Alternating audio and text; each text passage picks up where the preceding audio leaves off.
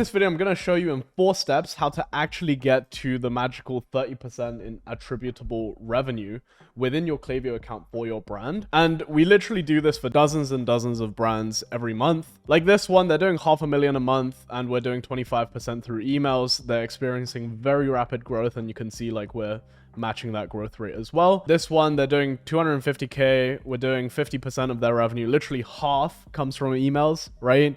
70K a month, 41% comes from emails. 84,000 pounds, which is about 100 grand. 37.47 comes from emails. 160, literally almost 70, like most of their business comes from emails. 29% right here on this account, and then another 32% here. So yeah, like there's definitely a really big range to it. But in this video, I'm just going to show you the 4 steps that a lot of email and SMS agencies are basically gatekeeping, so that you'll basically trust me enough to maybe hire us for your email and SMS needs, simply because we're really good at what we do, right? So let's dive into it. So basically the 4 things that you're going to need is, number 1, you need to make sure your list is actually growing in a very healthy way. 2 things that you need to do in order to make sure you're doing this is, number 1 is have a optimized pop-up form. Okay, super important. And it makes like an absolute world of a difference. Like, let me show you something real quick. For example, the reason why we're doing so well for this account, right, is because literally we're turning 10% of their web traffic into leads for us, right? Super, super powerful to have. Make sure you're running a lot of split tests with like offer variations, as well as like design variations, copy angles, all of that stuff. You want to try to get it to as close to kind of like the 8 to 15% range as possible in terms of form submission rates. However, this is not always possible, by the way. This is like more of an edge case, in the sense that, you know, for this brand, we can get it to probably around like 13. Like we've done, I think, 13.8 in the past, but a lot of brands will fall between the 4 to kind of 8% range. And if you can just get it within that upper end of that range, you're going to be sorted, right? Next thing to have is basically your core flows built out. That would be your welcome series, checkout, abandoned cart, abandoned product, abandoned click, as well as like your post-purchase customer journey in terms of your customer thank you or customer onboarding, right? With your upsells integrated into the customer thank you or customer onboarding, as well as like replenishment reminders, subscription flows. All of that good stuff is hugely important, and you need to make sure your core flows are being built. So the next thing that you're going to want to have is actually going to be a regular sending cadence for your campaigns, right? So for example, if you're a sub 100K a month brand, then you only really need to send like 2 emails per week to your list, right?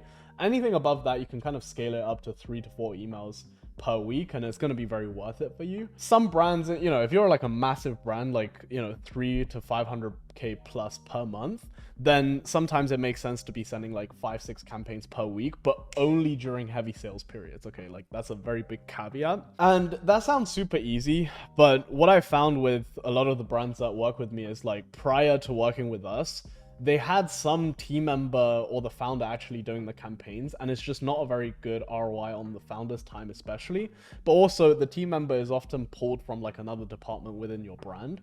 And what happens is they're able to only do emails to a semi-okay standard. And what happens is you're actually leaving a ton of revenue on the table by not doing it properly, essentially. You know, as entrepreneurs, we often have like a negativity bias, in the sense that we look for things and problems that's like actively burning money for us. So in the e-com space, a lot of the time that's acquisition, right? Because most brands acquire through ads. And the problem with that is, you know, if you need to send a campaign, but your ads are doing shit and you're literally burning money, guess what? Your time as a founder will go more so towards ads, right? Whereas in reality, if you just focused on sending some campaigns and that kind of stuff, that's where like most of your e-com profits is actually going to come from. Of course, ads is driving top line growth, which is why it's much more higher leverage for you to focus your time on that, which is why, again, you should outsource your email and SMS marketing to us, right? So yeah, sending on a regular campaign cadence is easier said than done. And even if you're able to do that, make sure to not sacrifice quality, because this is kind of like the balance that a lot of founders have to make. Is like, you know, do I want to send 1 email a week that's decently high quality because my team can actually take their time with it? Or do I want to hit the sending cadence and actually make a lot of more money with it, right? So it's like, juggling between quality versus quantity type of thing. And really, you shouldn't have to do that. So if you're a Shopify brand, book in a call with us, link in the description, right? Fourth thing is you got to make sure your deliverability is absolutely bulletproof. I'm going to show you actually how to check that real quick. What you're going to want to do is you're going to want to go into your Klaviyo, right? And then on the dashboard, you're going to click view dashboard. And it's going to take you to this screen, but you're actually going to need to back out of it real quick. And you're going to go to overview dashboard, right? The first dashboard they take you to is like business review or whatever, and it's not the best. So once you're here, you're going to click add card, right? And you're going to scroll all the way down to the bottom until you find a data view that's called something like, I think this is where it normally is, but it's called something like email deliverability by email domain or something like that, right? You're going to click add data view.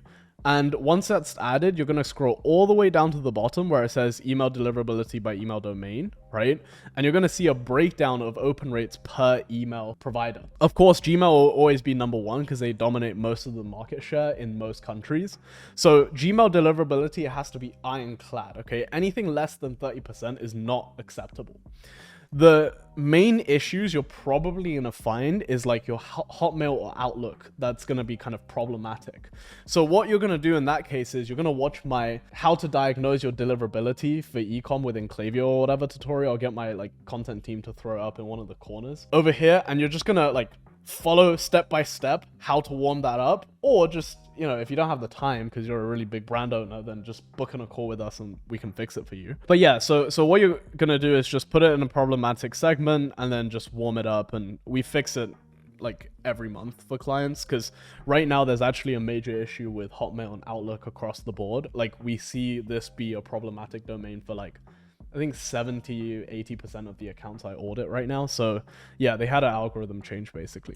Once you make sure your deliverability is consistent and really ironclad, the last thing is just be consistent over a long enough period of time, right? Because one of the things with email marketing is like, it's always that area of your business. If you're keeping it in-house, it's kind of like you don't have a dedicated team to it. So it's going to be the thing that's often neglected against working with influencers and ads and that kind of stuff. Because with emails, there's no real hard deadline. Whereas, you know, with influencers, if you take too long to reply and that kind of stuff, the collaborations falls through or you get scammed by them straight up, right? And then like on the ad side, obviously you're burning cash, right? So the way I like to visualize it, and this is why emails is actually so important, like if you imagine, right, this is your top line growth with ads, like your top line revenue, right? What emails is going to do is going to consistently add that 20, 30, 40, 50, even 60, 70%, like you've seen with some of my accounts, right, of revenue. And that's going to scale linearly with your brand. So for example, if you're doing 100K a month right now, emails could add another 30, 40, 50, even 60, right? But if you're growing and then you end up doing, you know, 200K with ads on, let's say, month 4, right? Emails is still going to make up that same percentage for you guys consistently when done right. Okay, so that's why email marketing is so important. And again, if you're struggling with it, book in a call. Thanks for watching. I'll see you in the next one.